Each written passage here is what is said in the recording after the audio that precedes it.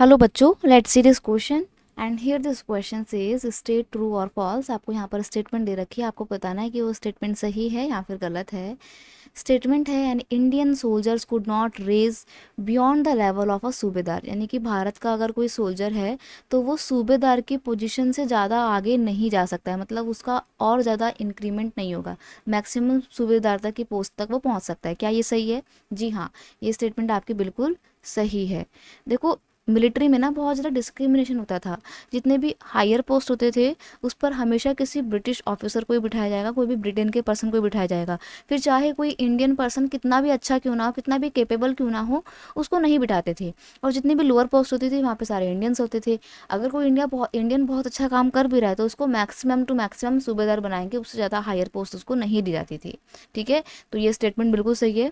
Indian soldiers were unhappy about their पे, allowances and working condition.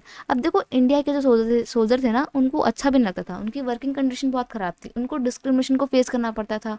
उनको उनका पे आउट अच्छा नहीं था, उनको सैलरी अच्छी नहीं मिलती थी, अलाउंस नहीं मिलते थे, भत्ते नहीं मिलते थे। ठीक है, Indian soldiers had to face a great discrimination in British army. भाई डिस्क्रिमिनेशन फेस करना पड़ता था, racial discrimination just because of their skin colour, क्योंकि इंडियंस की स्किन कलर थोड़ी डार्क थी एज कम्पेयर टू ब्रिटिश, वो वाइट होते थे। तो इस वजह से उनको स्किन कलर के बेस पर डिस्क्रिमिनेशन फेस करना पड़ता था। उनकी सैलरी कम होती थी as compare to British soldier. ठीक है, उनको गाली गलौज का सामना करना पड़ता था, मारते पीटते भी थे कई बार तो ब्रिटिश ऑफिसर उनको, अगर ज़रा सी भी मिस्टेक हो जाती थी। तो ये सब चीज़ें इंडियन सोल्जर्स को अनहैप्पी बना रही थी। और एक टाइम ऐसा आता है कि जब इंडियन सोल्जर इतने ज़्यादा अनहैप्पी हो जाते हैं कि वो 1857 में एक रिवॉल्ट को अंजाम दे देते हैं। I hope you understood it well. Best of luck.